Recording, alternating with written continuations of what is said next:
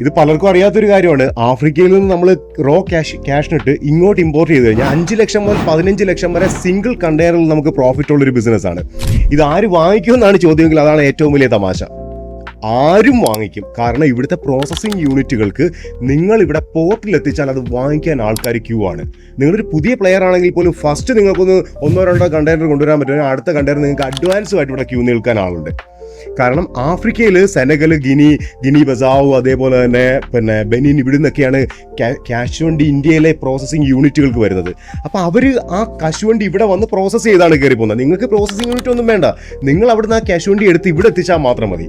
Single കണ്ടെയ്നറിൽ ഇത്രയുണ്ട്.